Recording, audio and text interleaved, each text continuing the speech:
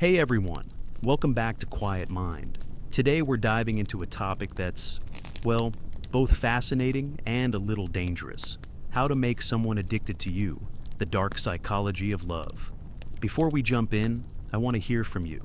Drop a comment down below telling me what time of day you're watching this and where you're tuning in from.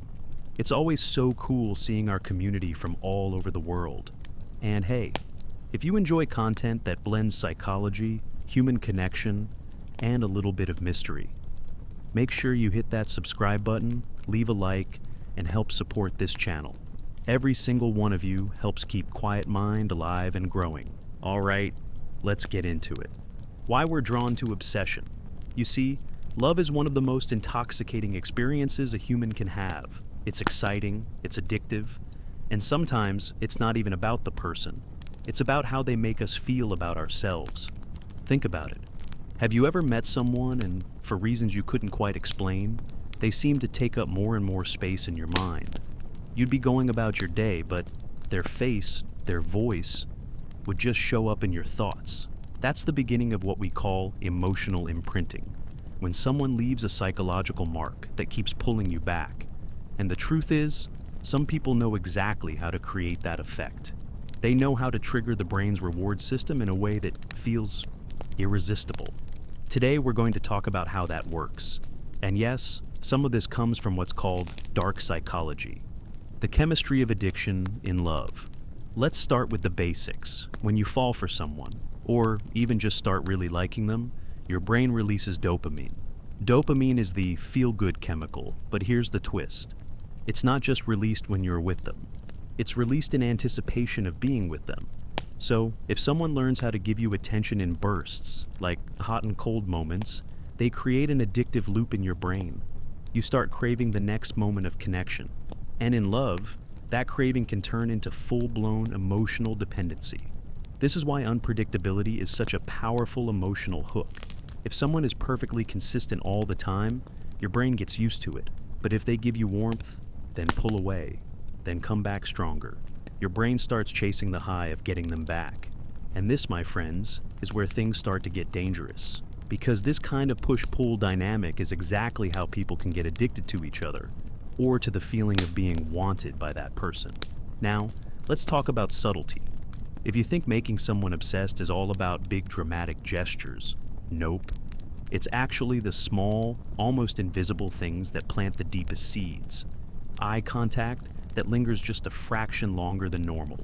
Remembering small details they told you and bringing them up later. Using their name more often in conversation. Yes, it's a psychological trick. Mirroring their body language so their subconscious feels in sync with you. These micro-actions bypass the logical brain and speak directly to the emotional brain. They make a person feel seen, understood, and safe. And here's the paradox. When people feel safe with you, they often open up more, which creates vulnerability. And that vulnerability is the doorway to deep attachment. I once had a friend, let's call him Alex, who was incredible at making people want more of his attention. He wasn't the best looking guy in the room, but people would literally rearrange their schedules just to be around him. Why? Because he mastered the art of leaving just enough mystery.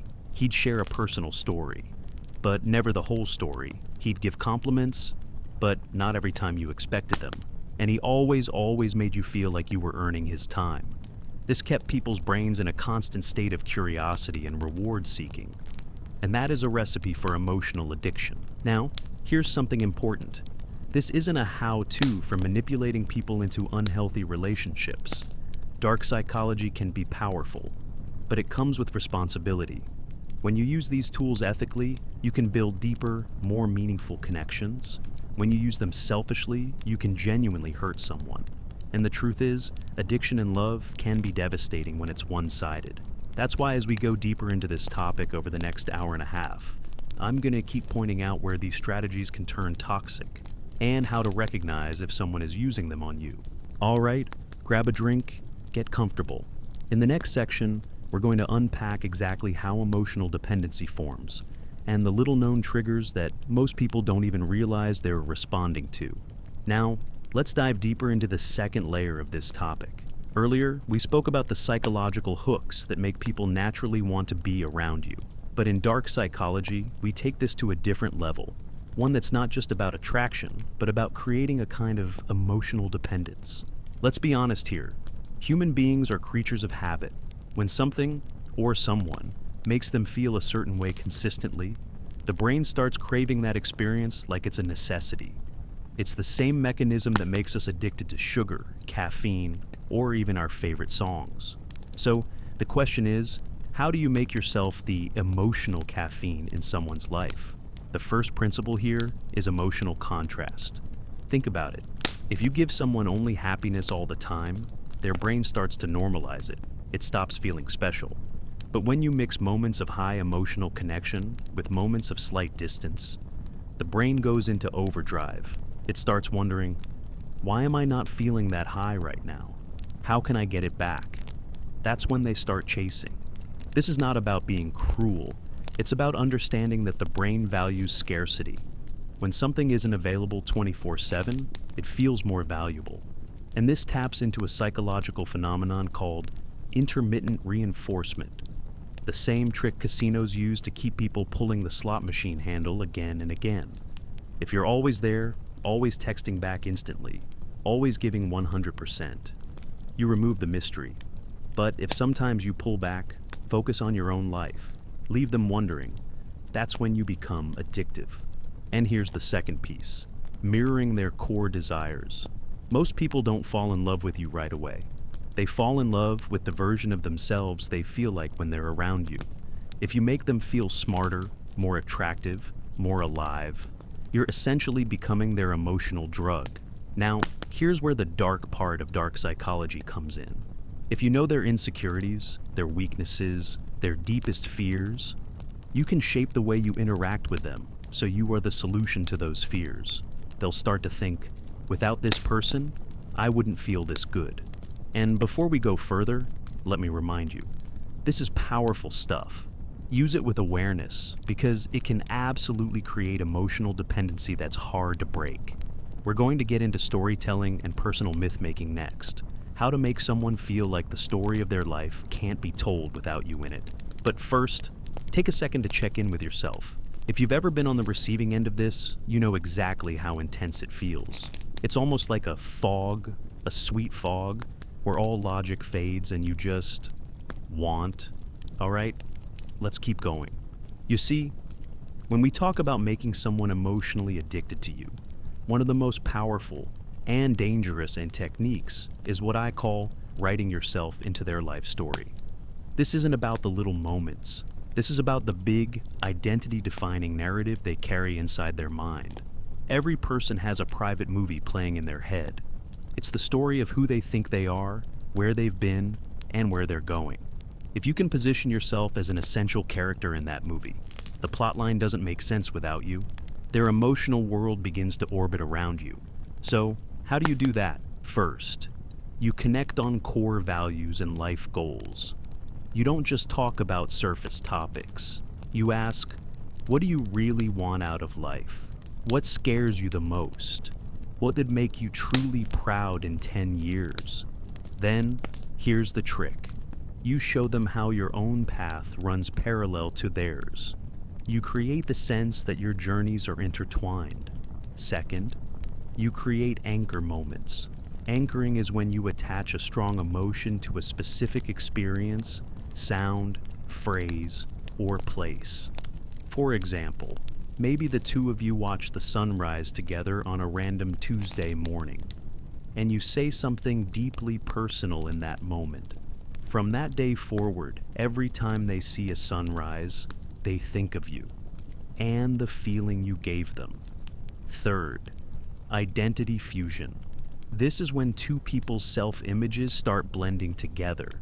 They don't just see you as someone they like. They see you as part of who they are. That's why couples sometimes say we instead of I. It's not just grammar, it's psychology. If you reinforce shared language, shared dreams, and shared struggles, you accelerate that fusion. Now, here's where dark psychology crosses the ethical line.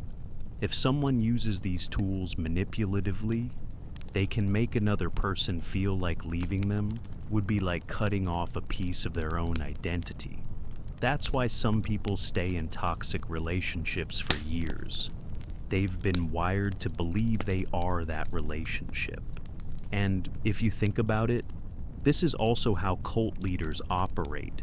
They make you part of a cause, a mission, a we so powerful that losing it feels like losing yourself. Dangerous, but undeniably effective. In the next section, we're going to slow things down and explore emotional scarcity in even more detail, and how alternating closeness and distance can deepen the pull until it's nearly impossible to break. All right, let's settle in a little deeper for this part, because emotional scarcity is one of the strongest levers in dark psychology of love.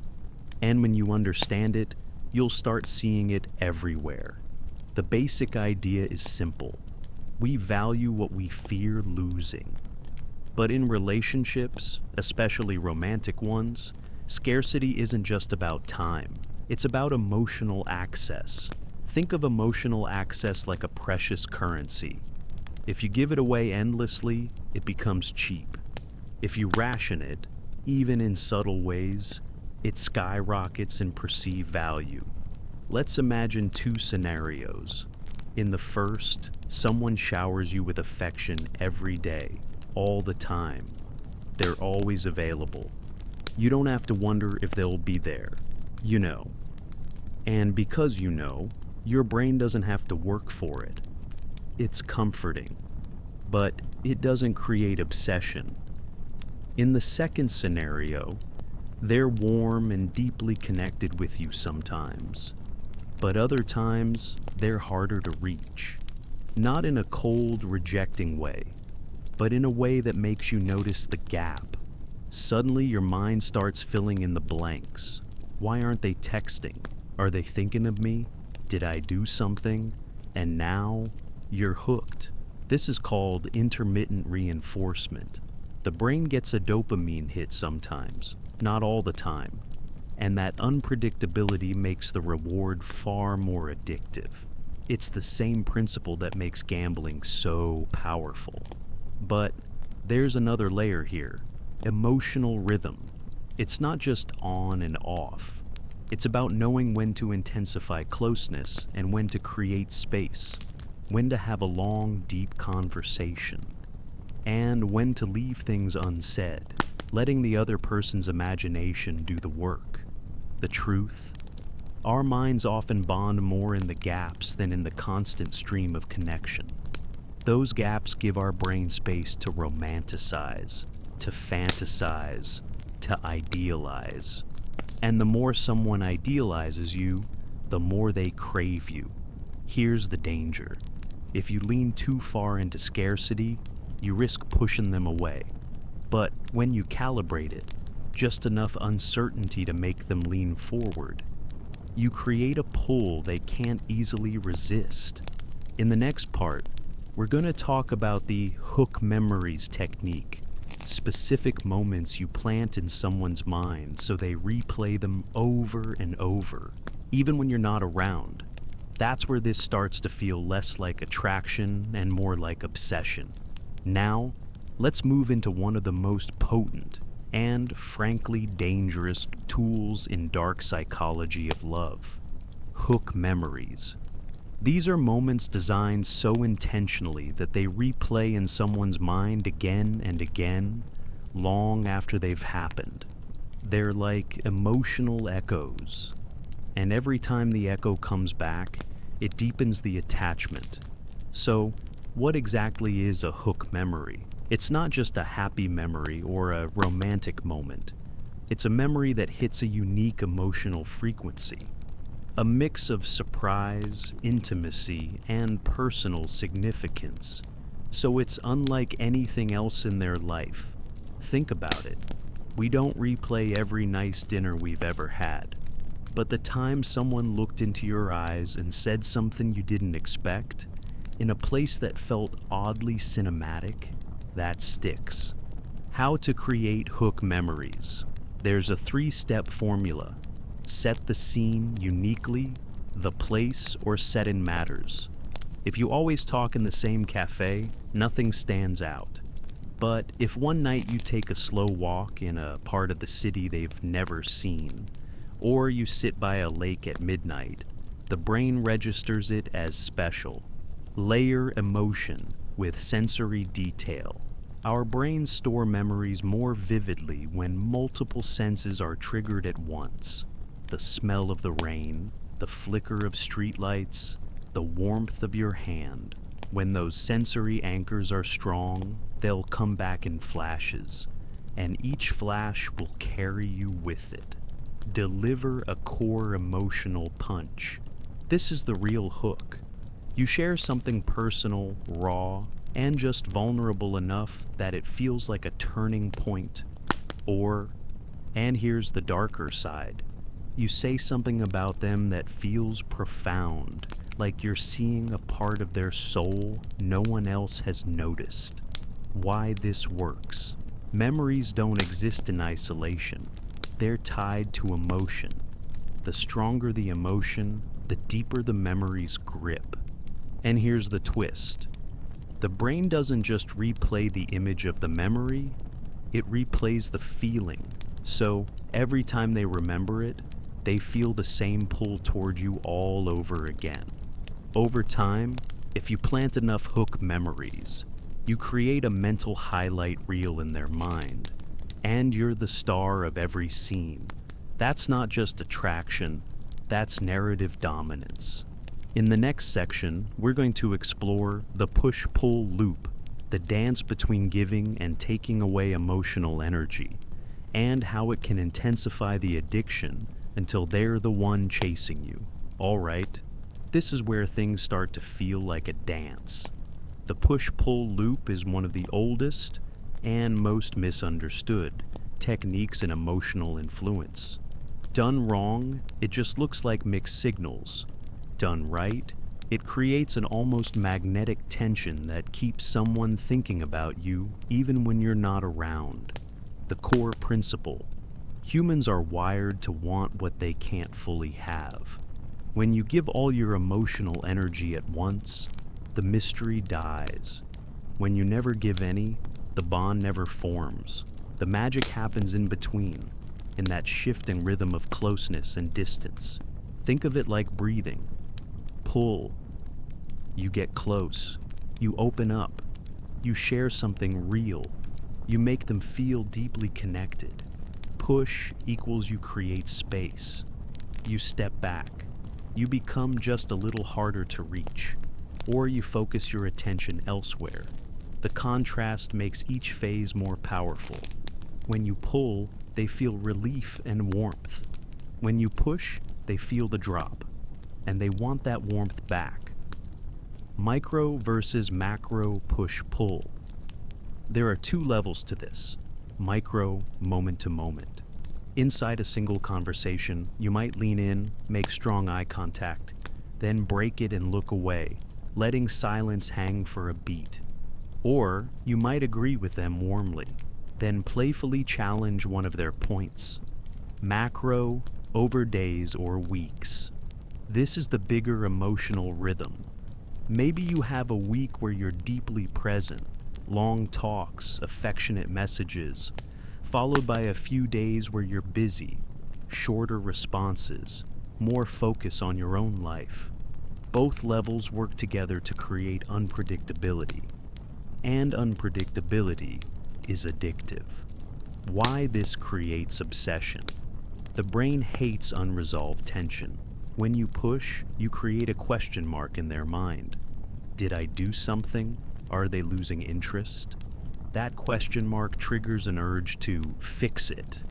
And the way they fix it is by seeking more of you. When you pull again, it feels like a reward. That reward lights up the brain's dopamine pathways, exactly like a slot machine hitting a jackpot. The loop becomes self-sustaining. The more they chase, the more invested they become. The key to doing. This ethically push-pull is powerful, but in the wrong hands it can turn manipulative fast. If you want a connection to last, you have to mix in genuine care and respect. Otherwise, you'll get short-term obsession, but long-term resentment.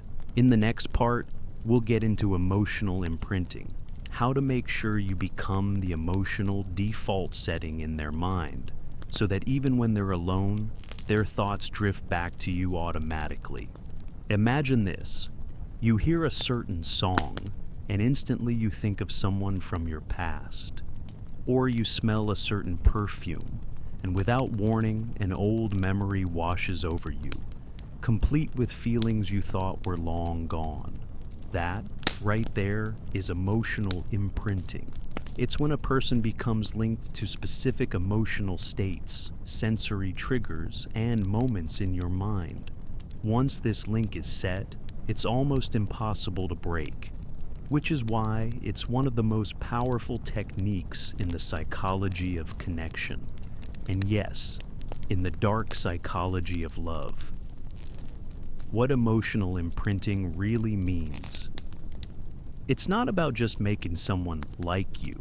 It's about making their mind store you alongside intense emotional experiences, so that even when you're not around, the emotions pull you back into their thoughts.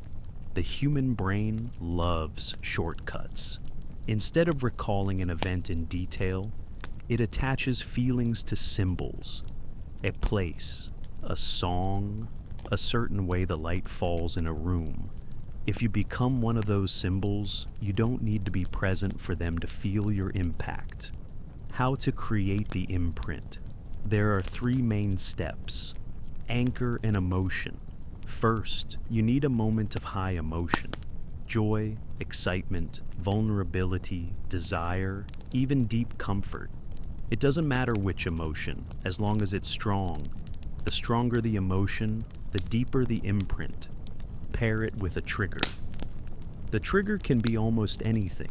A phrase you say only to them, a unique gesture, like touching their shoulder in a certain way, a song you accidentally always put on during special moments, a location you visit together. Reinforce the pairing.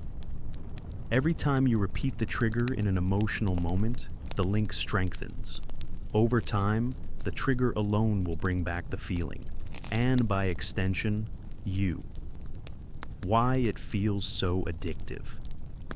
The brain releases dopamine not just when something happens, but also when it anticipates something good. Once the imprint is formed, even the smallest reminder, a word, a smell, a song, will trigger anticipation.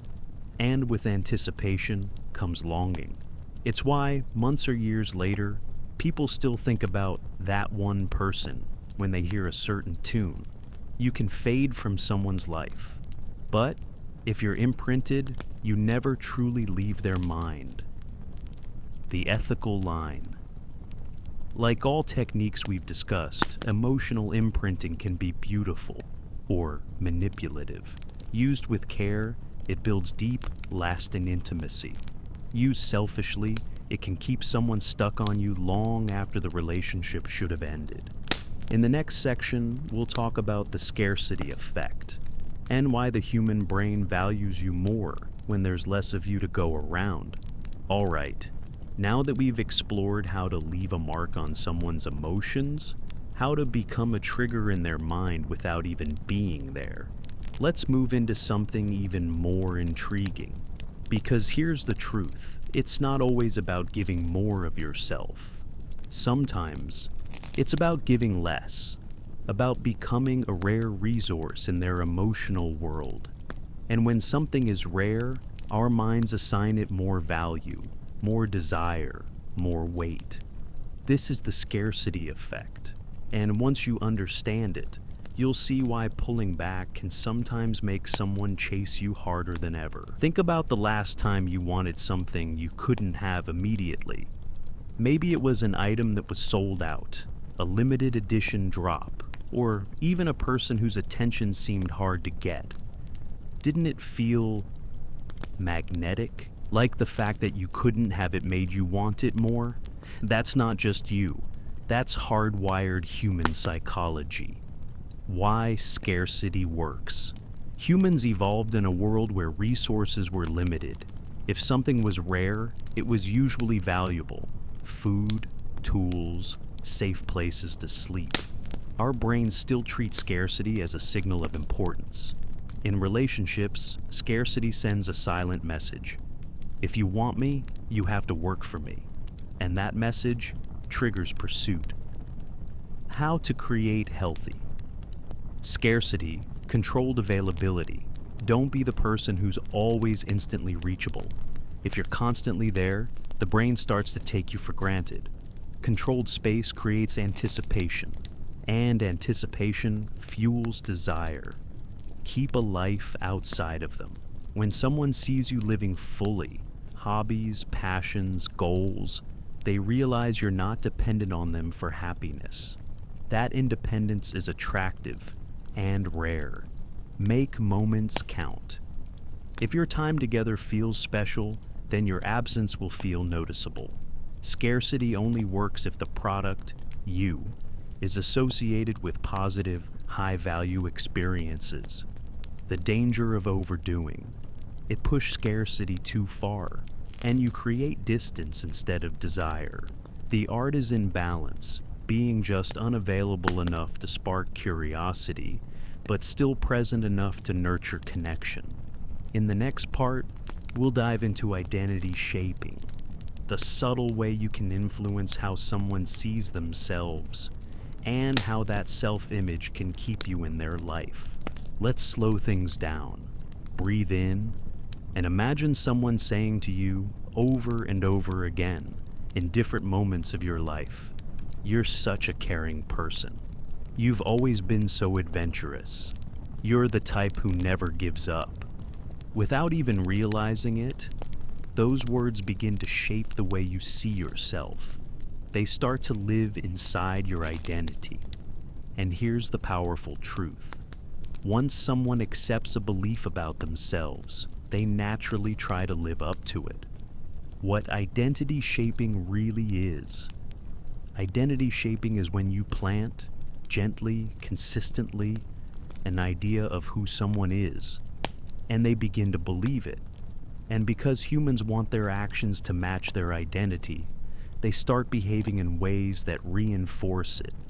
If that identity is linked to you, then they will keep you close, almost without knowing why. How to use identity shaping. Choose the trait. Pick a positive trait that connects to your relationship.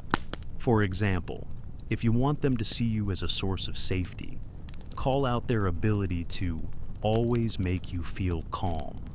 Reinforce through repetition. Mention it naturally in different contexts, during a conversation, in a text, in a moment of laughter. Subtle repetition is key. Link it to you. This is where the dark part of the psychology comes in. Each time you reinforce the identity, subtly connect it to your presence. For example, when we're together, you're always so relaxed. You always seem your most confident when we talk. Why it's so sticky. Our identities are like anchors. They keep us steady in the chaos of life. If you become part of someone's self-definition, removing you feels like losing a part of themselves. The ethical choice.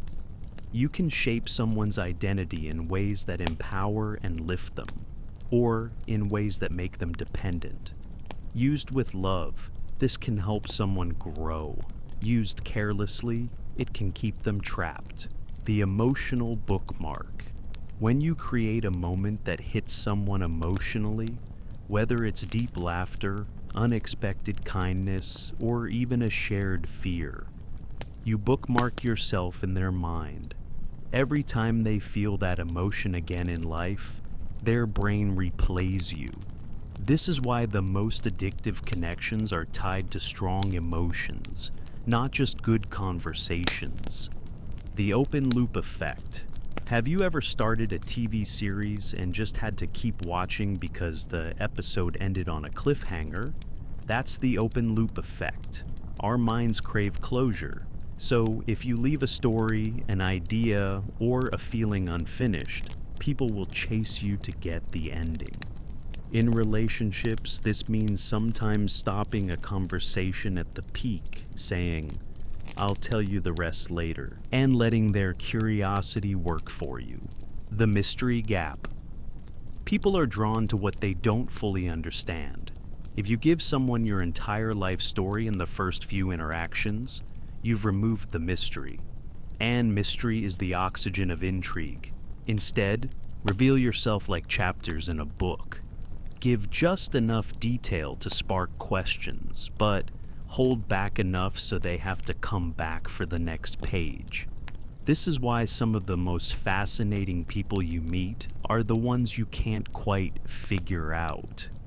Your mind keeps replaying moments with them, trying to solve the puzzle. And when you become that puzzle, you live in their head rent-free. Let's talk about something that might sound strange at first: uncertainty. Most people think the way to make someone like them more is by giving constant reassurance. "Of course I like you. I'll always be here. You never have to worry." And yes, that feels nice for a moment. But here's the paradox: certainty breeds comfort, while uncertainty breeds obsession. When someone isn't 100% sure where they stand with you, their brain starts to run wild. They replay conversations, analyze your tone, reread old messages.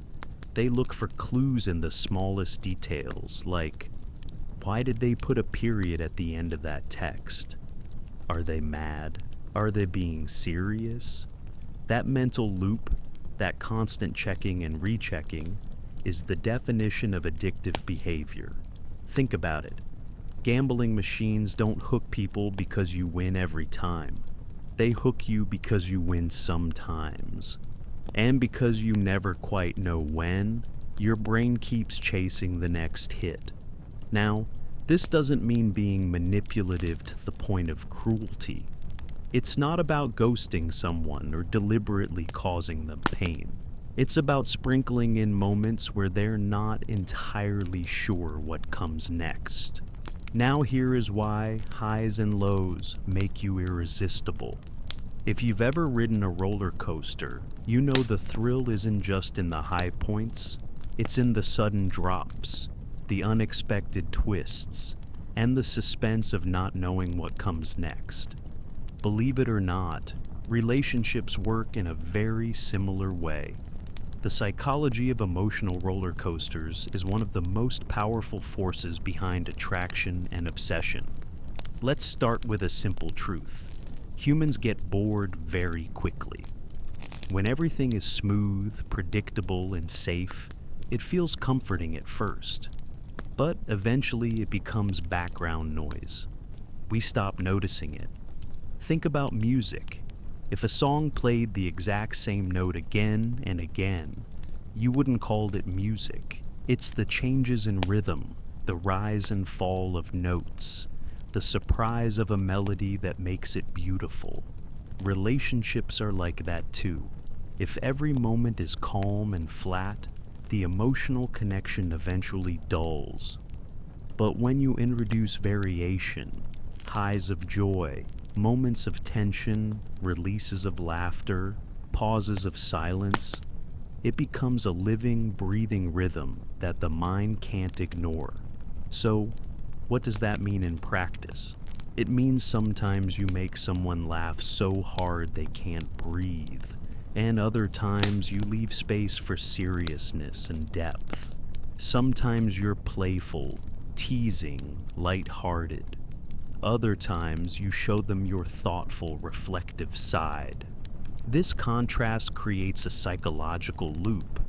Their brain starts to crave the next high, just like waiting for the next drop on a roller coaster. Here's the psychology behind it. Dopamine spikes harder when it follows uncertainty. If I told you right now, tomorrow I'll give you $10, your brain would appreciate it, but the reaction would be small. But if I said, Tomorrow you might get $100, or maybe nothing. Your brain lights up with anticipation, and the waiting itself becomes addictive. That's what casinos, social media, and cliffhanger movies all exploit. And that's also what you can naturally create in your interactions. Think about romantic comedies or dramas. The stories that captivate us the most are never about two people meeting and living happily ever after with no bumps. They're about tension, challenges, small misunderstandings, passionate reconciliations. The lows make the highs meaningful. The struggle makes the affection more valuable. Of course, this doesn't mean you deliberately cause pain or manipulate unfairly. That's toxic. What it does mean is that you lean into natural variation. You don't always have to be on. You don't always have to be perfect. Sometimes being quiet, moody, or unavailable adds depth because it makes your energy feel more real, and therefore more addictive. Think of it like seasoning in food. Too much salt ruins the dish, but the right amount of contrast between sweet and salty, spicy and soft, that's what makes the flavors pop. Your personality, when expressed with highs and lows, works the same way. And here's the final layer. Shared emotional intensity bonds people deeply. If you've ever been through something intense with someone, maybe a scary trip, a challenging project, or even watching a thrilling movie together, you probably noticed you felt closer to them afterwards.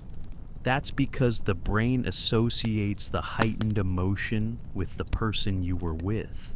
So, if you can create those small roller coaster moments, a joke that catches them off guard, a deep conversation that suddenly turns playful, a quiet pause that explodes into laughter, you're wiring their mind to associate intensity with you. When done well, this doesn't just keep someone interested, it makes them addicted to the ride. Because every time they're with you, they feel alive. And once someone associates you with that feeling of aliveness, they'll keep coming back, again and again. Just like a roller coaster, they can't resist. So remember, safety is nice, predictability is comfortable, but obsession is born in contrast. Keep the ride going. Scarcity and value. Why less can mean more. Let's dive into one of the most powerful forces in psychology and human attraction, scarcity. At its core, scarcity means that when something is limited, when it's rare, when it's hard to access, our brains automatically place a higher value on it. It sounds simple, but it's deeply wired into human survival. Imagine thousands of years ago, when resources like food, water, or safe shelter weren't always guaranteed. Our ancestors had to constantly measure what was abundant and what was rare. If water was everywhere, you didn't have to obsess over it.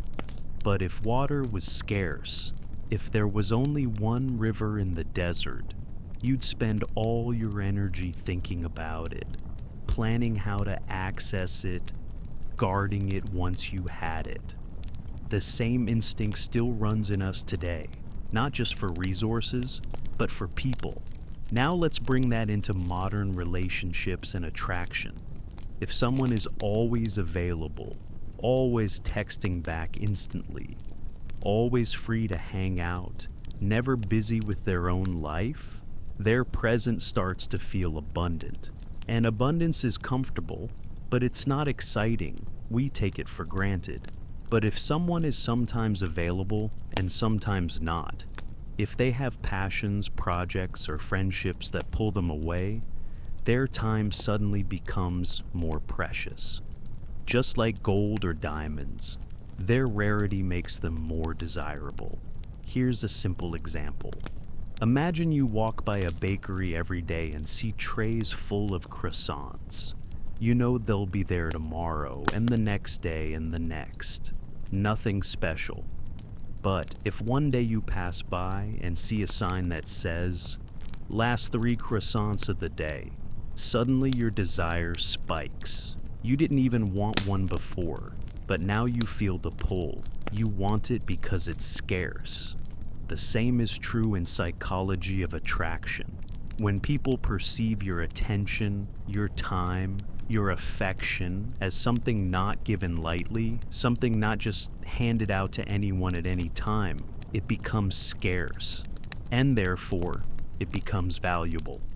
Let's take a real-world dynamic: texting. When you reply instantly to every message, no matter the time, it feels nice for the other person. But it also sends a subconscious signal. My time is always available. You never have to wonder.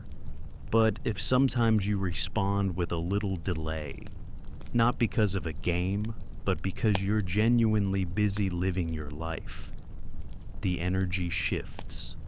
Your responses become something they look forward to, something they can't predict. And that unpredictability makes every message more exciting, like opening a small gift. Now, scarcity doesn't mean being cold or withholding affection. That creates insecurity and resentment. Instead, it means balancing availability with independence. You show that your time has weight, that when you give it, it's intentional, chosen, meaningful. There's also the psychology of loss aversion. Humans are wired to hate losing something more than they enjoy gaining something of equal value. Studies show that losing $100 feels about twice as painful as gaining $100 feels pleasurable. This plays into relationships too. If someone senses they might lose your attention, if they know you're not endlessly available, they naturally value the moments they do have with you more. Think about some of the most iconic figures in history, from artists to leaders. What makes them magnetic isn't just their charm, but their elusiveness. They weren't everywhere all the time. They weren't accessible to everyone. Their scarcity made their presence an event. That's what you can channel in your own way. Here's a simple takeaway. If you're always there, your presence becomes wallpaper. If you sometimes step back, your presence becomes art. Scarcity makes people lean in, pay attention, and invest more. When you give less frequently, but with higher intention, every interaction feels elevated. Every conversation feels charged with weight. And this isn't about manipulation. It's about respect. Respect for your own time, your own life, your own energy. Because here's the truth. People don't become obsessed with what they can have endlessly. They become obsessed with what feels precious, what feels rare, what feels like it could slip away if they don't hold on. So, in the game of attraction, remember this. It's not about giving everything. It's about giving meaningfully. That's the power of scarcity. And when you master it, you don't just become wanted. You become unforgettable. The mirror effect. How people fall for their own reflection in you. One of the most subtle, yet incredibly powerful psychological tools in human connection is something called the mirror effect. At its heart, it's about reflecting back the traits, emotions, and values of another person in a way that makes them feel seen, understood, and connected on a level that feels almost magical. Think about the last time you had a conversation with someone who just got you. They laughed at the same moments, nodded when you spoke, echoed your choice of words, or matched your energy. Chances are, you walked away feeling like, wow, we're so similar. They really understand me. That feeling of deep similarity, even if it's partly constructed, is what creates powerful bonds. Why does this work? Because human beings are inherently drawn to themselves. We are wired to love familiarity. Our favorite subject, deep down, is us. We enjoy people, experiences, and environments that remind us of who we are or who we want to be. When someone acts as a mirror, reflecting our identity back to us, our brain interprets it as closeness, compatibility, and sometimes even love. This is rooted in what psychologists call self-congruence. It means that people feel most at ease when their external world validates their internal sense of self. If you see yourself as witty and someone laughs at your jokes, you feel aligned. If you see yourself as deep and thoughtful and someone engages you with profound questions, you feel understood. And when someone continuously reflects back these affirmations, a strong emotional tie begins to form. Now, let's translate this into the psychology of attraction. When you're with someone, subtly mirroring their posture, their tone of voice, their choice of words, even their pacing of speech, it builds subconscious rapport. The person doesn't consciously think, "Oh, they're copying me." Instead, they simply feel, "I'm comfortable here. This feels natural." But mirroring goes deeper than just body language. True mirror effect is about emotional resonance. For example, if they share excitement about something, you allow yourself to feel and show excitement too. If they reveal something vulnerable, you meet it with empathy and warmth. That emotional reflection makes people feel validated, like their inner world matters. And when someone consistently makes your inner world feel valued, it's hard not to become attached. Let's explore a practical scenario. Imagine someone says, "I've always felt like an outsider in big groups." Instead of just saying, "Oh, that's tough," you could respond with, "I get that. I've felt the same in certain situations, like when I'm surrounded by people who don't really know me." Notice how you've mirrored their vulnerability. You've revealed a piece of yourself that matches their experience. Suddenly, they don't feel alone. They feel seen. And in that space of being seen, connection blooms. Here's another layer. The mirror effect isn't only about who they are right now. It can also reflect back who they aspire to be. If someone sees themselves as hardworking, but wants to be more adventurous, and you subtly affirm that adventurous side, you become a mirror not just of their identity, but of their ideal self. This is powerful because people fall not only for who they are, but also for who they want to become. And if you represent that bridge, you become irresistible. But, like all powerful tools, the mirror effect requires balance. If it's too obvious, it feels fake. If it's overused, it loses its authenticity. The key is subtlety. Think of it as a gentle dance. Sometimes you lead, sometimes you follow, but always in rhythm with the other person. What's beautiful about this is that it works not only in love, but in friendships, business, leadership, even in everyday interactions. People are drawn to mirrors of themselves. They feel safe there. They feel validated. They feel home.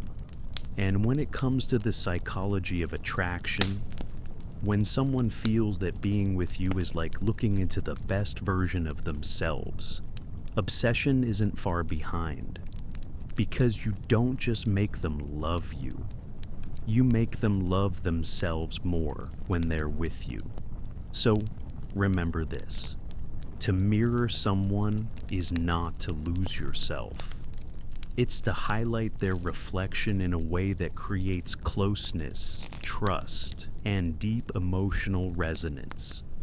Do it with care, with authenticity, and with patience. And you'll find that people will gravitate toward you like gravity itself. Emotional imprinting, creating memories that stick now, that we've talked about identity shaping and emotional roller coasters. Let's take a step into something even more powerful, the psychology of memory. Because if you really want someone to feel addicted to you, it's not just about the moments you share while you're there. It's about the moments that stay alive in their head when you're not there. This is what I call emotional imprinting. It's the art of attaching yourself in their mind to certain emotional experiences so deeply that those memories replay again and again. And every time the memory comes back, so do the feelings attached to it. Think about this. When you smell a certain perfume or hear a song, and suddenly a wave of nostalgia washes over you, that's not random. That's an emotional imprint. Your brain has fused the external trigger with the memory of a person, a place, or an experience. And without even realizing it, you're pulled back into that moment. Now, how does this connect to love, to attraction, to obsession? When you create unique experiences with someone, not necessarily grand or expensive ones, but emotionally charged ones, you're embedding yourself in their memory in a way that sticks. Let's imagine two scenarios. In the first, someone always takes you out for coffee at the same cafe, has the same conversations, follows the same routine. Nice? Sure. Memorable? Not really. In the second scenario, maybe they surprise you with a late-night walk under the stars, or you share a random but deep conversation at a train station while waiting for the last ride home.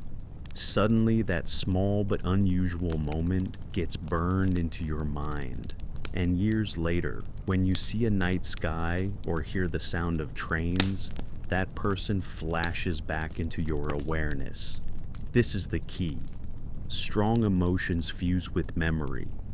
And if you are the person present in those heightened moments, whether they're joyful, mysterious, even a little dramatic, you become the anchor of that memory.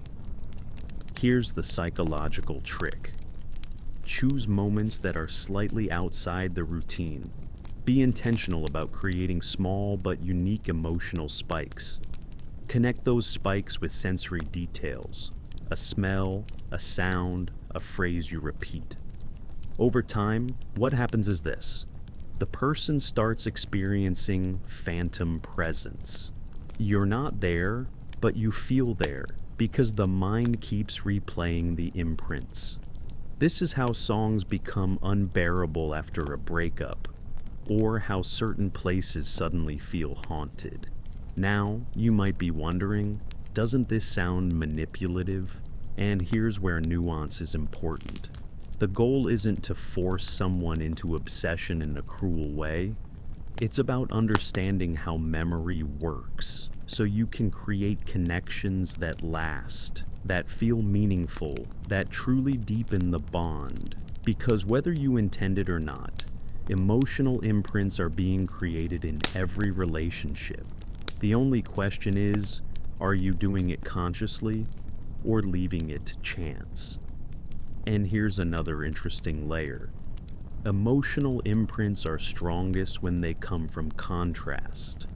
If most of your time together is calm and steady, then one intense, passionate, or even slightly chaotic experience will stand out 100 times more. The contrast makes it unforgettable. So, the practical takeaway is this. Don't aim for constant perfection.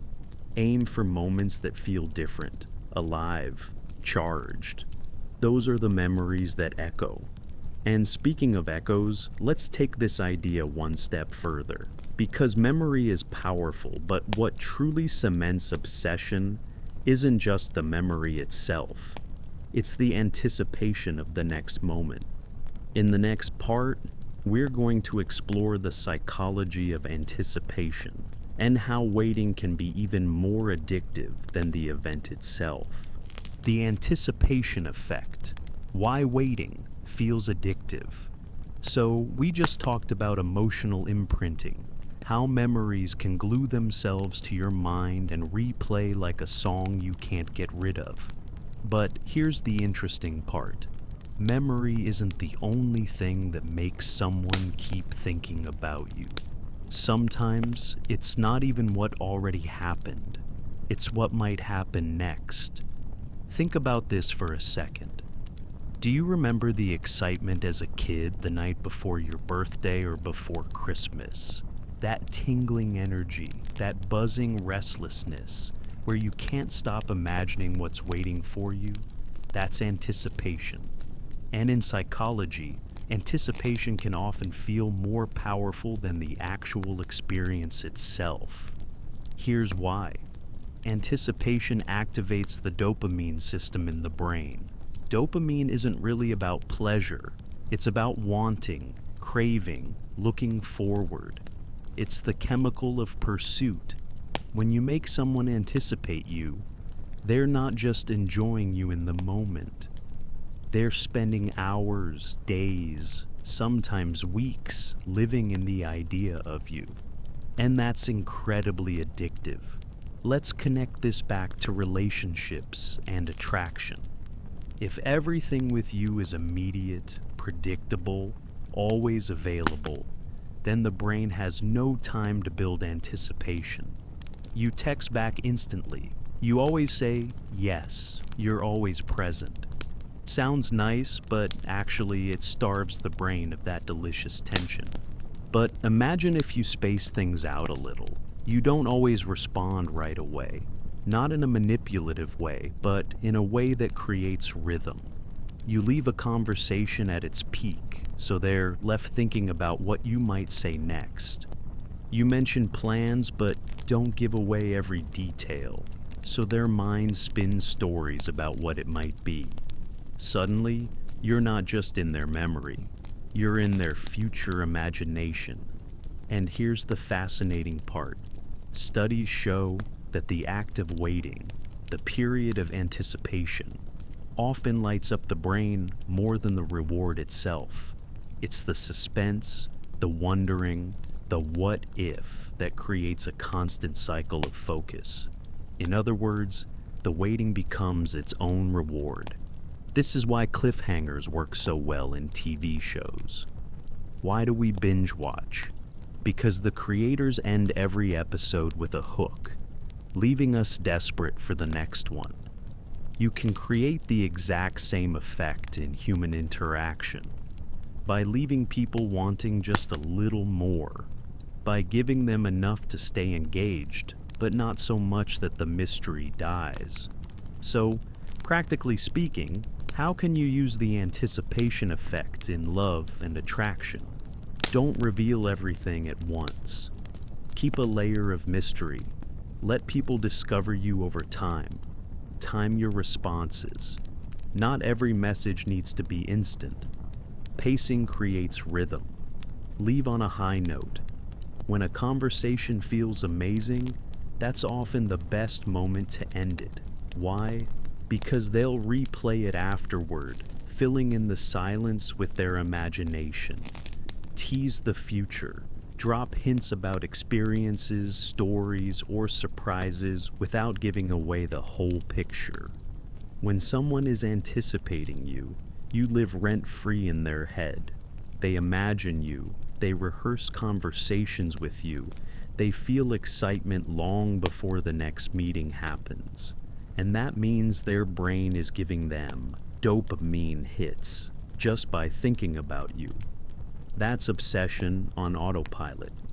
Now, to tie this back to emotional imprinting, those two forces together are incredibly powerful. One keeps you replaying the past, the other keeps you longing for the future. Between memory and anticipation, there's very little mental space left for anything else. And that's how attraction deepens into something that feels irresistible. And here's the next step. If anticipation is about waiting for what's next, then the natural question becomes, what exactly do you give them when the wait is over? Let's explore the art of rewarding just enough, and how the psychology of partial reinforcement can make someone crave you endlessly. Partial reinforcement. Why uncertainty creates obsession. So, if anticipation is about keeping someone looking forward to what might come next, then the question becomes, what happens when they finally get what they're waiting for? Do you just give it all away every single time? Actually, no. And here's where one of the most fascinating principles of psychology comes in: partial reinforcement. This comes straight out of behavioral psychology, the same science that studied how animals and humans form habits. Here's what researchers discovered. When a reward is given every single time someone performs a behavior, they get used to it quickly. It feels good, sure, but then it becomes predictable. The excitement fades, the motivation drops, and eventually the behavior dies out when the reward is gone. But when the reward is given only sometimes, unpredictably, irregularly, the behavior becomes incredibly persistent. People keep coming back because they never know when the reward is coming. This is the exact principle that casinos and slot machines are built on. Nobody wins every time, but the possibility of winning, the uncertainty of it, is what keeps people glued to the machine. Now, think about how this applies to relationships and attraction. If you always give someone attention in a predictable, repetitive way, they begin to take it for granted. But if you mix it up, sometimes being very warm and giving, other times being more reserved, you create a sense of emotional suspense. They start thinking, will they laugh at my joke today? Will they text me back right away? Will they surprise me with affection?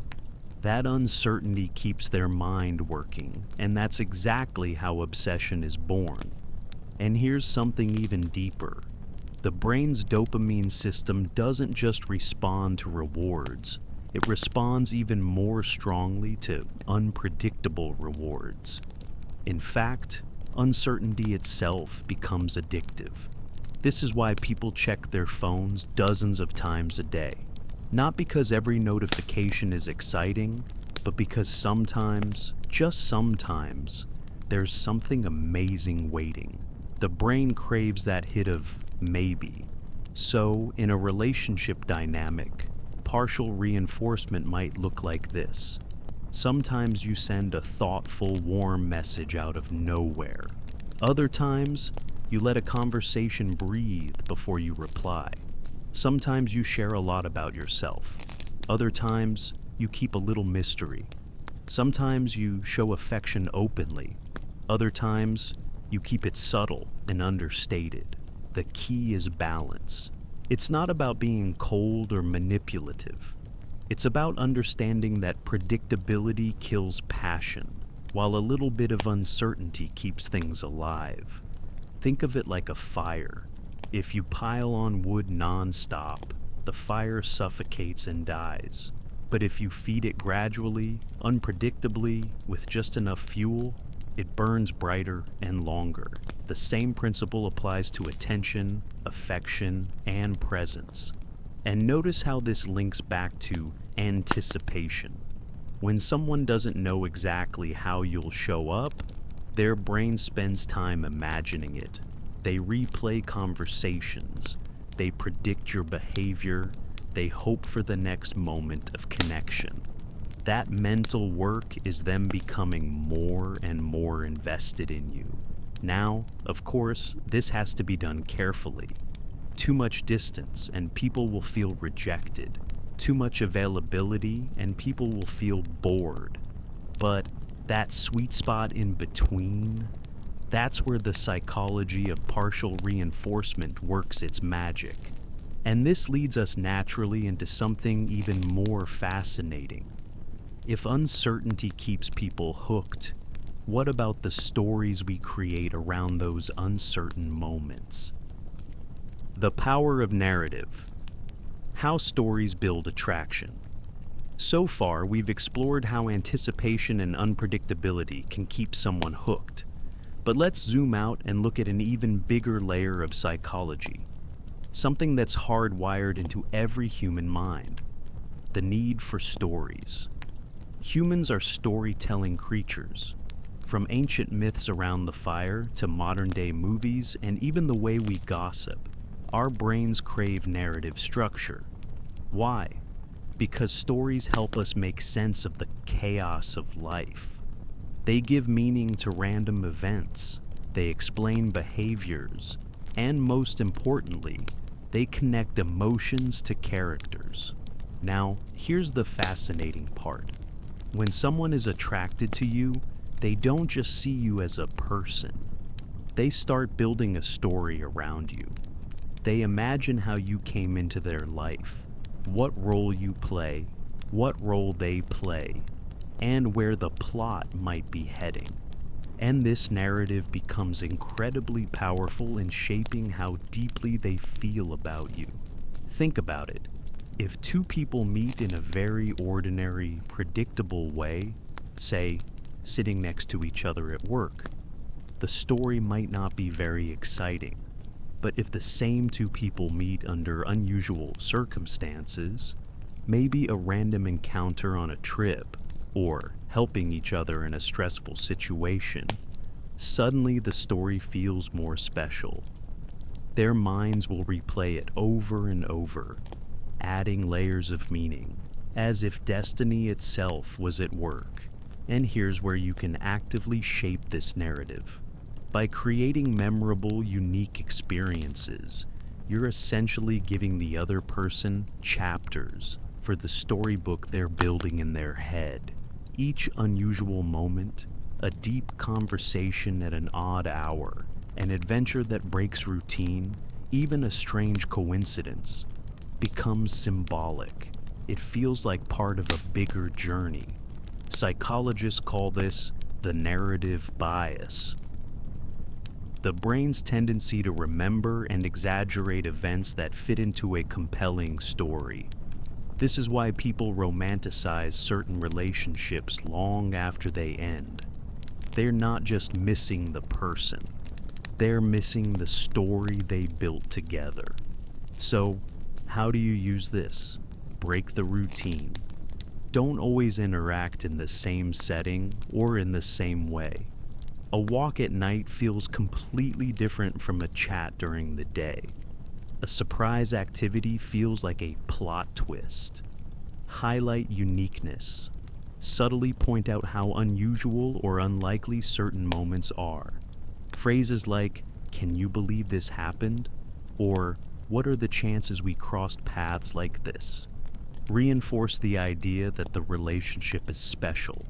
Lean into symbolism. Little inside jokes, personal rituals, or shared secrets become symbolic anchors in the story. They take on meanings far bigger than the moment itself. When someone sees you as part of a unique and unfolding narrative, they don't just like you. They feel that their connection with you is part of something larger, maybe even fated. And once you're woven into someone's personal story, it's very hard for them to let go. Because here's the ultimate truth. Humans can walk away from people, but it's much harder to walk away from a story they've convinced themselves is true.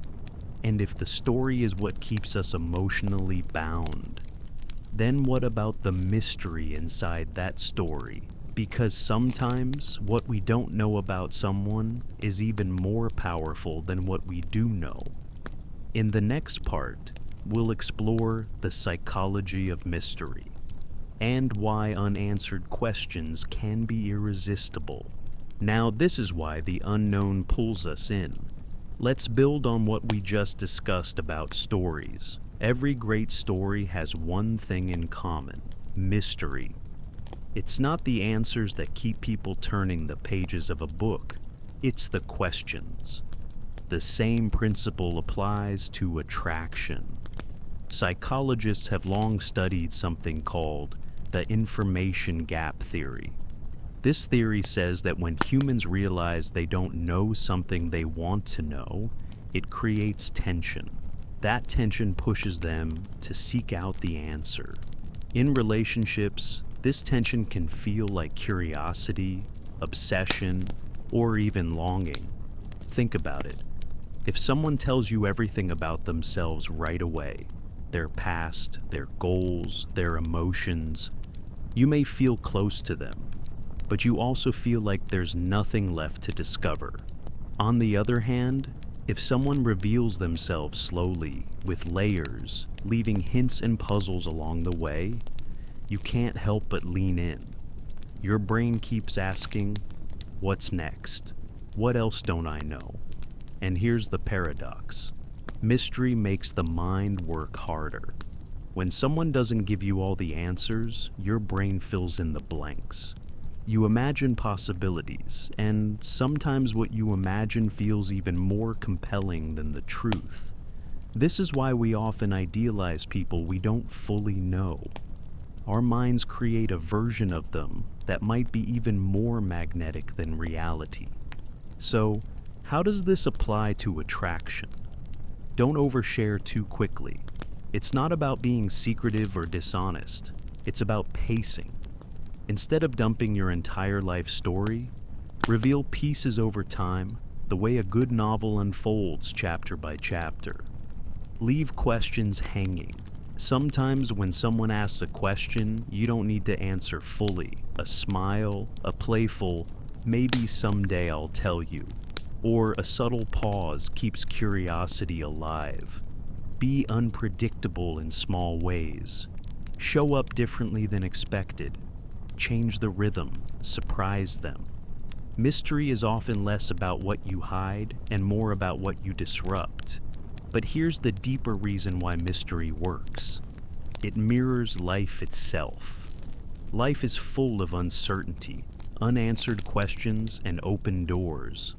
When you embody that same sense of depth and unpredictability, you start to represent something bigger than just a person.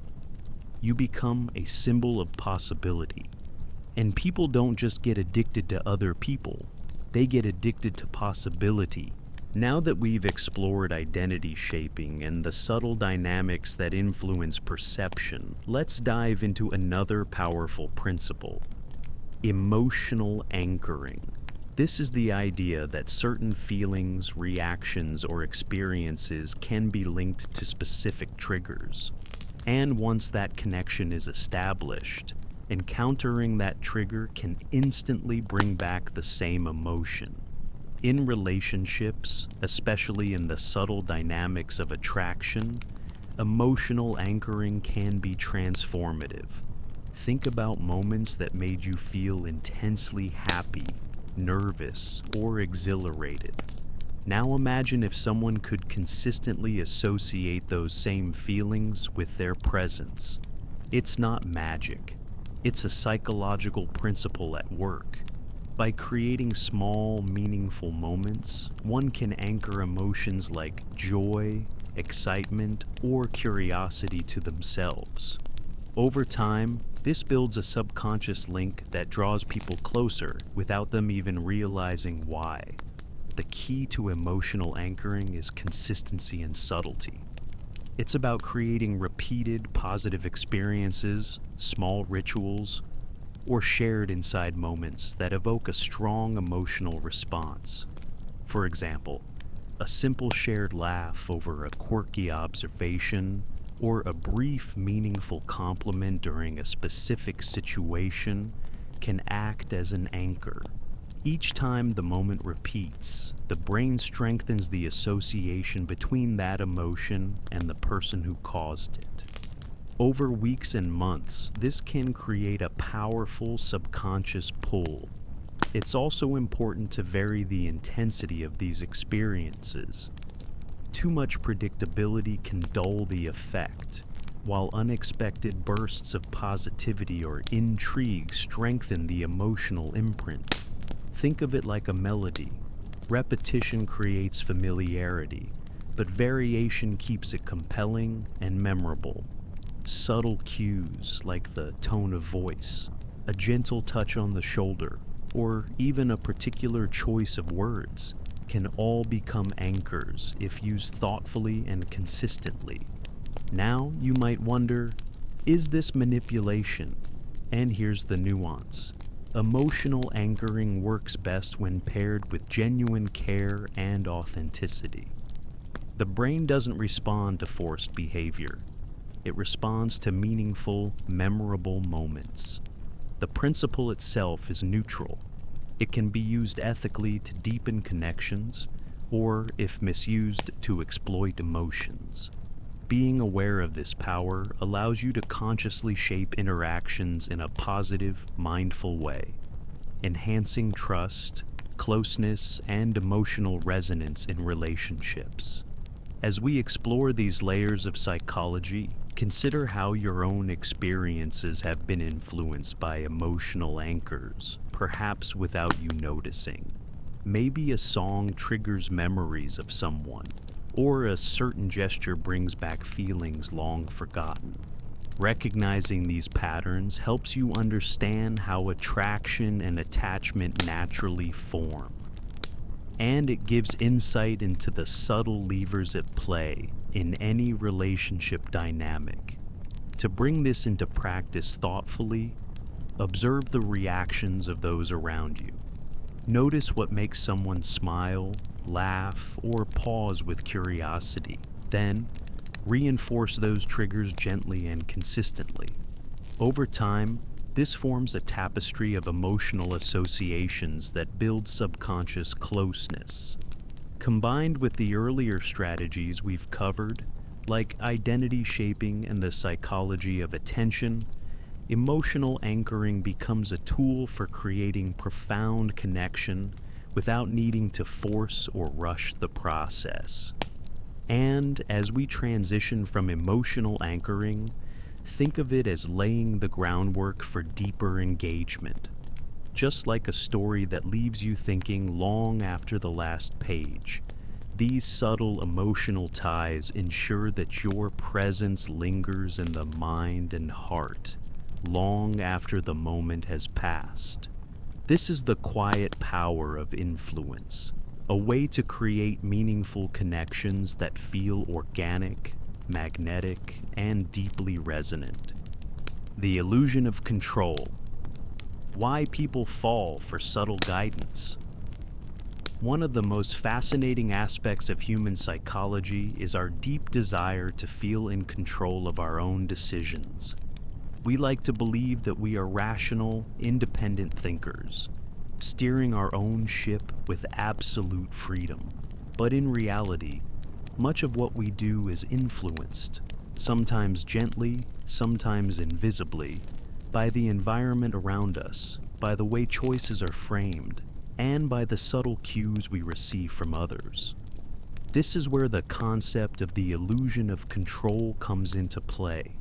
In relationships, this principle can become one of the most powerful psychological tools. People don't like to feel forced or manipulated, at least not consciously. But when you give someone the feeling that they are making their own choice, while subtly guiding the direction of that choice, the outcome can be far stronger and longer lasting. Why? Because the brain works harder to defend decisions it believes it freely made. When someone thinks, "I chose this, I wanted this," they will naturally justify and reinforce that choice, even if the original nudge came from outside. This is where subtle guidance becomes an art form. Instead of direct persuasion, you create an environment that makes one option feel more appealing, without ever stating it outright. For example, if you want someone to open up emotionally, you don't demand honesty. You share a personal story first, creating a safe context where opening up feels like their idea. If you want someone to spend more time with you, you don't say, "You should be with me." Instead, you craft interactions that leave them associating time with you as energizing, safe, or deeply rewarding. So, when they choose to come back, it feels like their decision, not your request. Psychologists have found that this effect is so strong, it even shows up in simple experiments. When people are given the illusion of control in random tasks, like rolling dice or pressing a button, they often feel more confident, more invested, and even luckier, even though the outcome is completely random. Imagine how much stronger that becomes in something as personal and emotionally charged as love or attraction. The interesting part is how invisible this mechanism is. Most people never stop to think about why they made a decision. They assume it was rational, personal, and entirely self-driven. Rarely do they notice the subtle cues that shaped the choice long before they acted. And this invisibility makes the illusion of control so powerful. The less it feels like influence, the stronger it works. In relationships, this principle also ties into respect. When you respect someone's need for autonomy, when you never try to push too hard, they feel safer.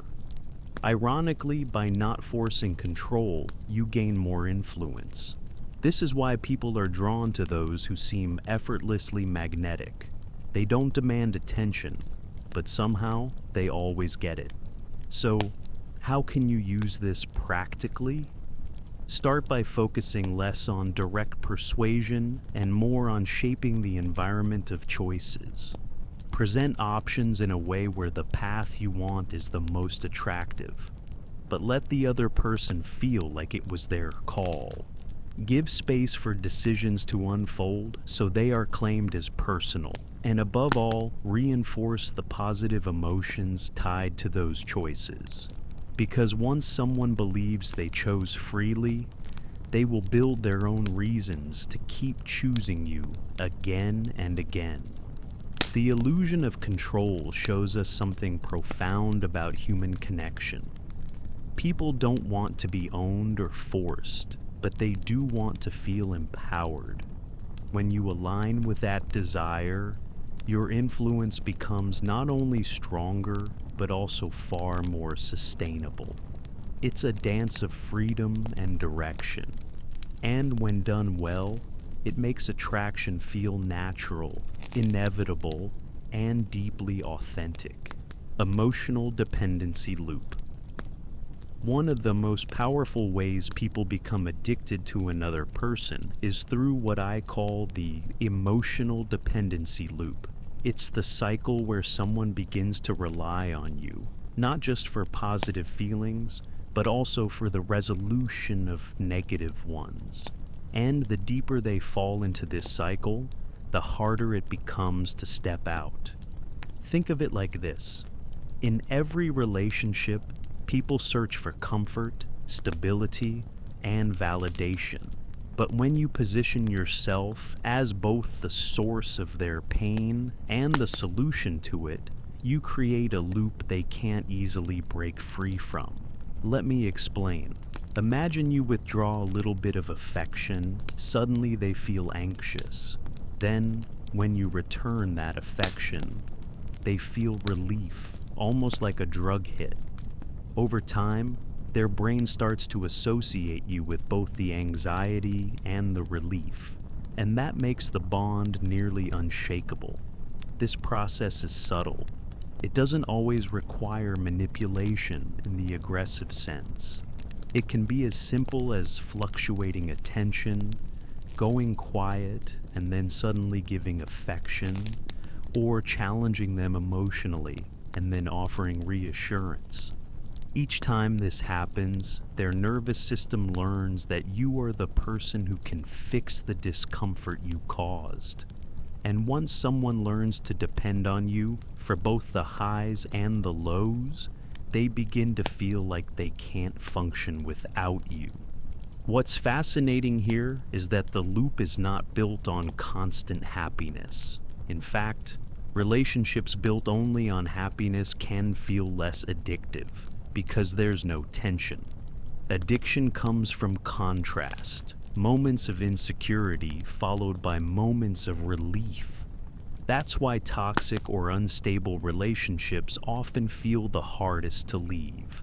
The partner feels trapped, not because everything is wonderful, but because the cycle of hurt and comfort has wired their brain to cling tighter.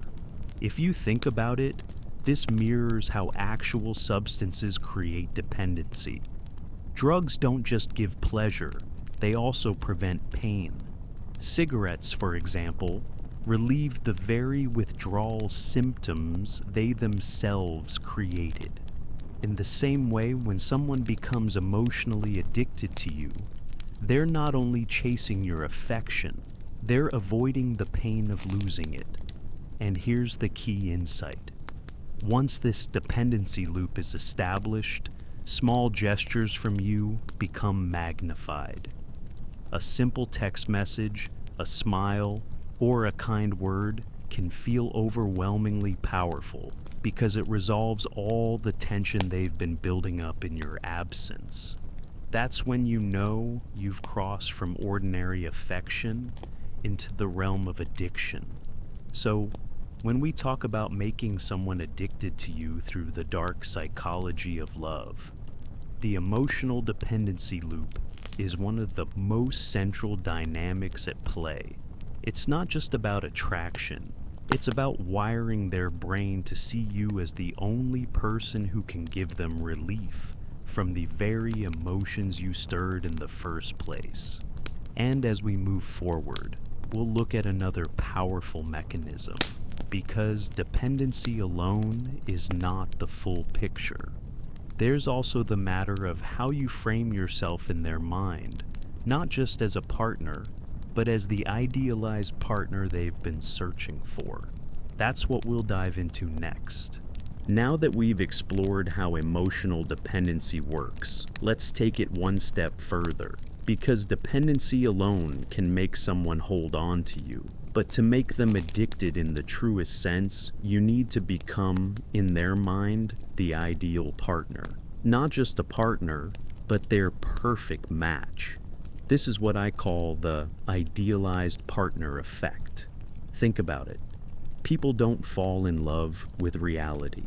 They fall in love with the version of reality they create in their own minds. And when it comes to relationships, that means they don't just love who you are, they love who they believe you are.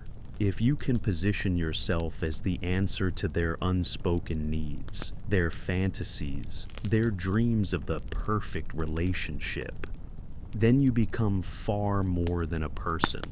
You become a symbol. Here's how it works. Most people carry around an invisible checklist of traits they long for in a partner. Sometimes it's about looks, sometimes personality, sometimes lifestyle. But more often than not, it's about emotional needs. Things like safety, excitement, validation, or a sense of being truly understood. When you display traits that match their deepest desires, they start to overlay their fantasy onto you. They begin to project onto you everything they've ever wanted. For example, if someone has always craved emotional support, and you listen deeply to them in vulnerable moments, they will start to see you as uniquely caring.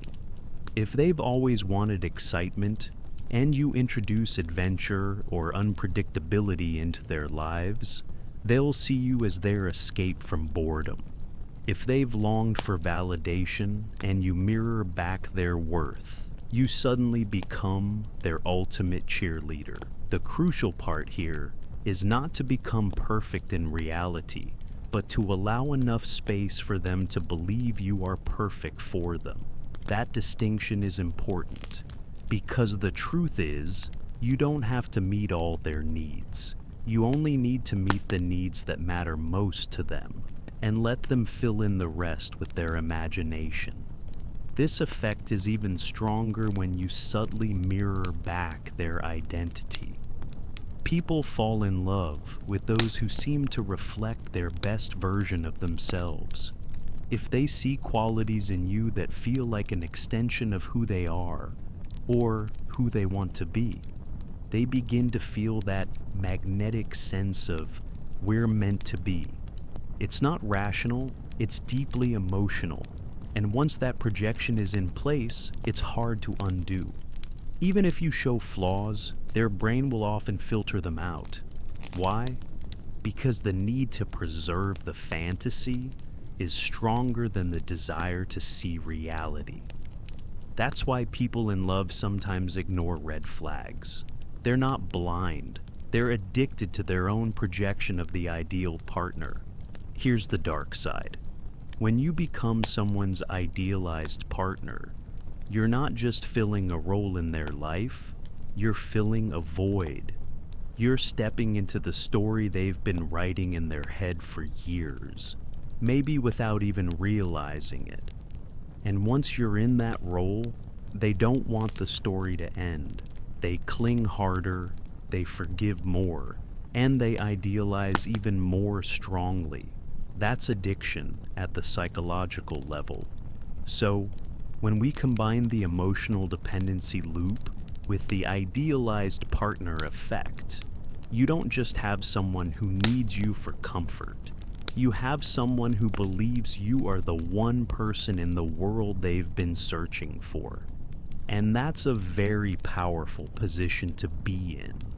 But to deepen this even further, there's another layer we need to explore: the way you connect to their sense of identity and meaning in life. Because if you can align yourself not just with their emotions, not just with their fantasies, but with their purpose, then the addiction becomes nearly unbreakable. And that's exactly where we're headed next. Purpose bonding, tying yourself to their life mission. So, we've talked about becoming the idealized partner, the one who embodies their fantasies and deepest desires. But if we want to take this addiction to the highest level, there's another layer we have to weave in: purpose bonding. This is where you stop being just a partner in their eyes, and you start becoming a part of their life mission. You're no longer just someone they love. You're someone who represents meaning, direction, and legacy in their story. And once you step into that role, it's nearly impossible for them to detach, because leaving you would feel like leaving themselves. Here's the psychology behind it. Every person craves purpose. Some people find it in career, others in family, spirituality, creativity, or even rebellion. But regardless of what it looks like, everyone has an inner drive that whispers, "This is what my life is supposed to be about." When you connect yourself to that purpose, you go beyond emotional need. You become existentially significant to them. Let me give you an example. Imagine someone whose purpose is to build a family, to create stability and nurture love. If you show alignment with that vision, they'll see you as the cornerstone of their dream. Or imagine someone who thrives on adventure and freedom. They want life to be a story of risk and thrill. If you position yourself as the partner who fuels that energy, they won't just want you. They'll feel like they need you to live authentically. Here's where it gets even deeper. When people bond through shared purpose, the brain doesn't categorize the other person as optional. Instead, it categorizes them as essential, like oxygen, like food. You're no longer a choice. You're a necessity for their life's narrative. That's when obsession starts to take root at a level that bypasses logic entirely. And notice something important here. You don't have to fully share their purpose. You only need to validate it, to amplify it, to encourage it. If they feel like you see their mission and you support it, their subconscious locks you in as an ally, a teammate, a co-creator. And when someone believes you're building something bigger than just a relationship, the addiction takes a stronger grip. Think about the couples who say things like, "We're on a journey together," or "We're building our empire." That's purpose bonding in action. The relationship isn't just about love or attraction. It's about meaning. It's about fulfilling a destiny together. And when you're tied into someone's destiny, walking away from you feels like walking away from their life path. Here's the darker side. People will forgive almost anything from a partner they believe is central to their purpose. They'll rationalize flaws, overlook betrayals, and compromise more than they ever thought possible. Because losing you doesn't just mean losing love, it means losing themselves. That's how strong this psychological mechanism is. Now, if we combine this with everything we've already covered, the cycles of dependency, the idealized partner effect, and now purpose bonding, you can see the pattern forming. It's not just about love. It's not just about attraction. It's about integration. You're weaving yourself into their emotional core, their fantasy world, and their life mission all at once. That's where real psychological addiction begins. But there's still one more dimension we need to look at to complete the picture: spiritual resonance. Because while purpose ties you to their external life mission, spiritual resonance ties you to their soul. And that connection, it's often the deepest and hardest to break. Spiritual resonance, becoming their soul connection. So we've gone through purpose, how to bind yourself to someone's mission in life. But there's a level even deeper, a layer that goes beyond goals, beyond values, beyond the practical, and even the emotional. It's the idea of spiritual resonance, becoming not just the person they love, but the person they believe is meant for them. Let's pause for a second here. Think about how people talk when they've fallen deeply in love. They don't just say, "I like them," or "we fit well together." They say things like, "I feel like I've known you forever. It feels like fate brought us together. You're my soulmate." That language isn't logical, it's spiritual. It's the language of destiny, of cosmic alignment. And when someone places you in that category, their attachment to you stops being rational and becomes sacred. Here's what makes this so powerful. When you create the sense that your connection isn't random but fated, you bypass doubt. Every fight, every mistake, every fear suddenly has less weight, because the story they tell themselves is, "Yes, but this is the person I was meant to meet." The brain clings to that narrative like it's a lifeline. Now, how do you create spiritual resonance? Surprisingly, it doesn't take miracles. It takes moments. Small, intentional experiences that feel charged with meaning. For example, sharing a deep silence where words aren't needed, and both of you feel the connection. Pointing out coincidences like, "Isn't it crazy that we met this way?" Almost like it was supposed to happen.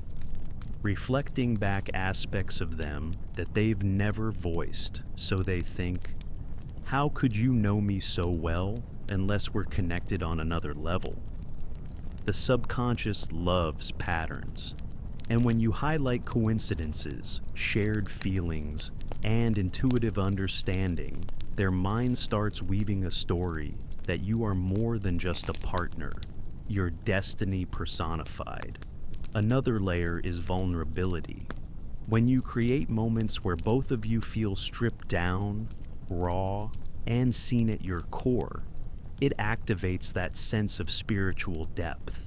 Because in those moments, they're not just thinking, this person loves me.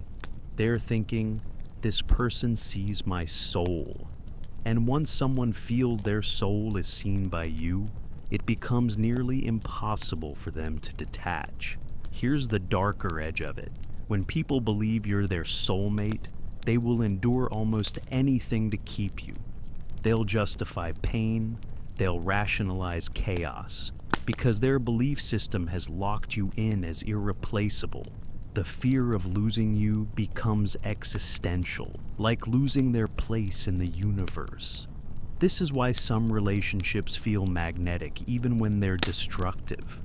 The people inside them say things like, I know it's toxic, but I can't leave. Why?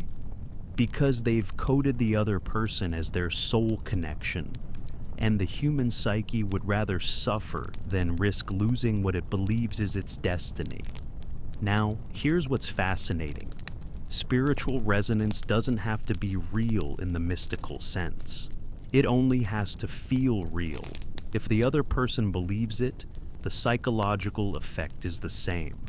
The bond becomes unbreakable, not because it's logical, but because it's sacred in their mind. So when we add spiritual resonance to the other layers we've built, dependency cycles, purpose bonding, identity shaping, you see how it creates a total lock on the human psyche. You're not just their lover, not just their partner, not even just their teammate in life. You're the soul tether, the one they believe they were destined to find. And once you occupy that space, obsession isn't just likely, it's inevitable. Now, as we move forward, we'll take this even further. Because if spiritual resonance is about the feeling of fate, the next dimension is about transcendence. It's about making the relationship feel like a path to becoming more than human. And when someone sees you as the gateway to transformation, you don't just own their love, you own their evolution. Transcendence, becoming their path to transformation. So, we just explored spiritual resonance, the idea of becoming their soulmate, their destiny. That's already powerful. But let's not stop there, because there's a level beyond even soul connection. And that's transcendence, becoming the person who makes them feel like they're evolving into someone greater than they were before. Think about it this way.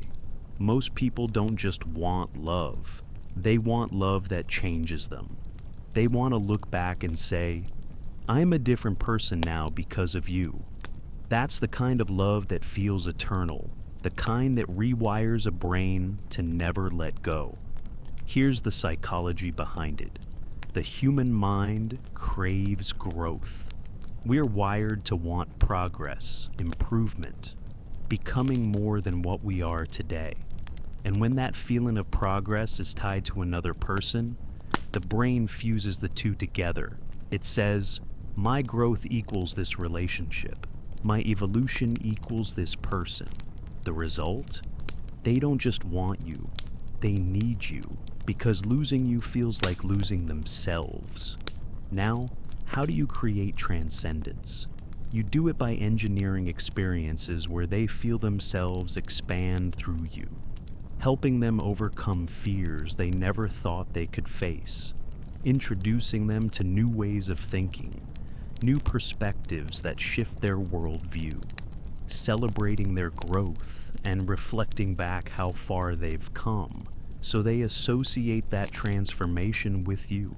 Imagine someone who's always been insecure suddenly feeling confident when they're with you, or someone who's been closed off emotionally, finally opening up and feeling safe, or someone who thought they weren't capable of achieving something, but with your presence they did it. Those moments create a narrative. Because of this person, I've become more. That narrative is addictive. It's not just love, it's evolution. And once someone ties their personal growth to you, They'll fight tooth and nail to keep you in their life. Because deep down, they believe, without you, I stop becoming. Here's the darker edge. Transcendence bonds are incredibly hard to break, even when the relationship is destructive. Why? Because the person thinks, yes, it hurts, but I'm still growing. This is the fire that forges me. They reframe pain as part of the transformation you're guiding them through. And that makes the bond almost impossible to cut. Let's take a step back. Think of the greatest love stories, the ones people talk about for decades. They're not about two people who simply liked each other.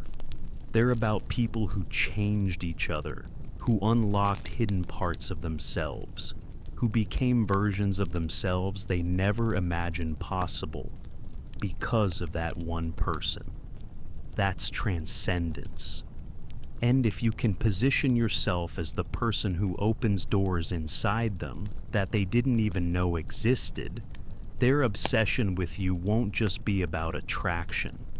It will be about survival, because you've become the doorway to their highest self.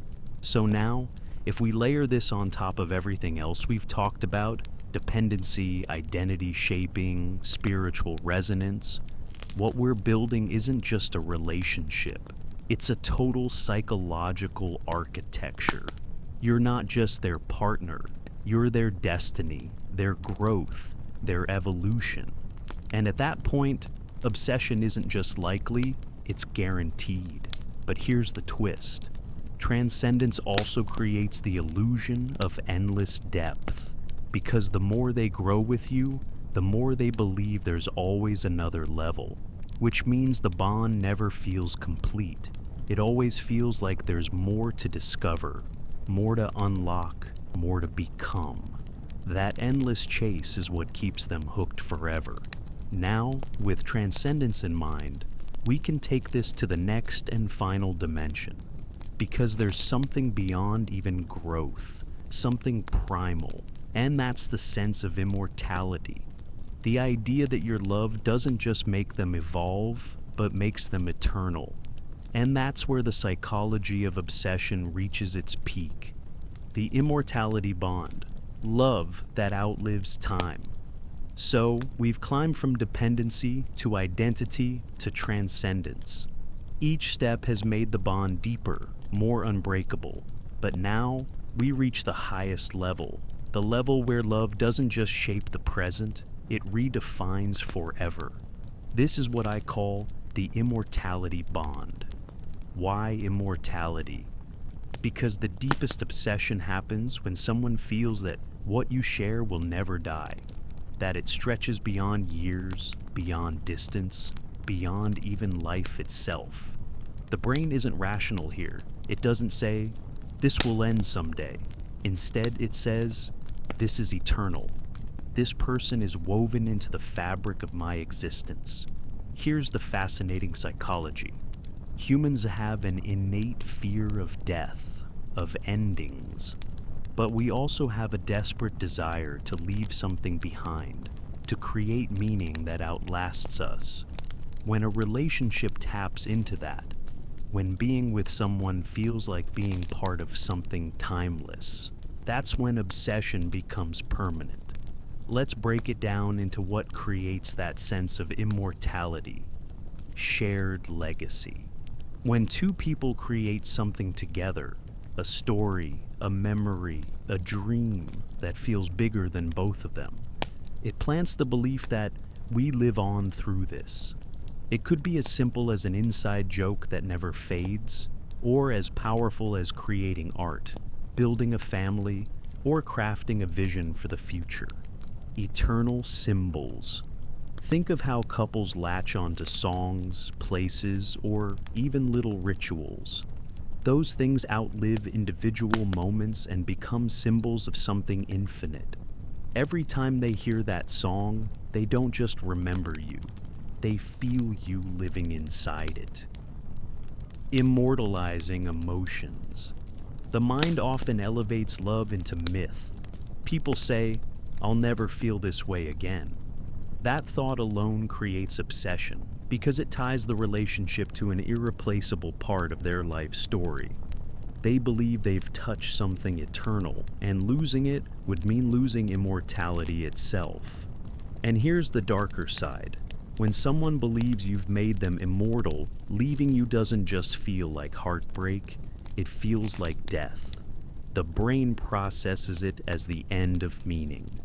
And that's why people hold on, sometimes long after the relationship is gone, because they can't let go of the idea that without you, forever is broken. Now, think of how this connects back to transcendence. If you've been the one guiding their growth, their evolution, their transformation, and then you also position yourself as the one who gives their life timeless meaning, you've covered every psychological base. You're not just their love, you're their past, their present, and their imagined eternity. That's why the Immortality Bond is the peak of obsession. It doesn't just tie them to you, it fuses their entire sense of existence, of legacy, of permanence with the relationship. You've become not just a person in their life, you've become the story that makes their life matter. And notice how smooth the spiral is. It starts with small things like attraction, dependency, and comfort. It grows into identity shaping and transcendence. But the immortality bond, that's when the relationship escapes time itself. That's when it goes from I love you to without you, I don't exist. Now, before we wrap this up, let's ask a question. If immortality is the highest level of psychological obsession, what comes after that? Is there anything higher? Well, maybe not in that external sense, but there is something we need to talk about: the collapse. Because obsession doesn't just build, it can also destroy. And understanding that destruction is just as important as building the bond in the first place. The psychology of emotional triggers. Before we talk about how to sustain obsession over time, it's worth exploring one of the most powerful mechanisms that drives it in the first place: emotional triggers. These are small, often unexpected sparks that can awaken deep feelings instantly, sometimes even without the person fully understanding why. Think about it. Sometimes a single song lyric, a particular scent, or even a phrase said at the right time can cause someone to feel waves of longing, attachment, or desire. That's because the brain links experiences with emotion, and when the trigger appears again, it reactivates the intensity of that original feeling. In relationships, these triggers become shortcuts into the emotional core of the person. One of the strongest triggers is nostalgia.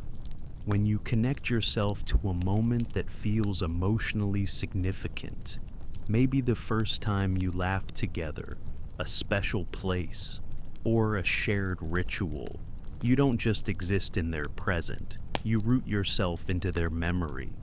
Each time they recall that moment, or anything resembling it, you return vividly in their mind. This is how obsession can quietly deepen over time, because you're tied to the emotional fabric of their life. Another powerful trigger is contrast.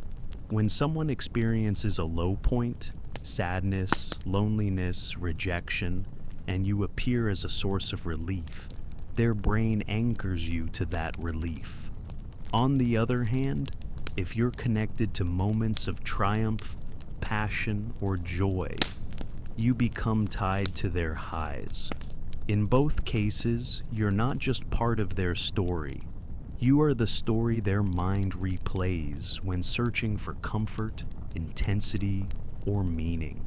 It's also important to recognize that emotional triggers don't have to be loud or dramatic. Often, they're subtle.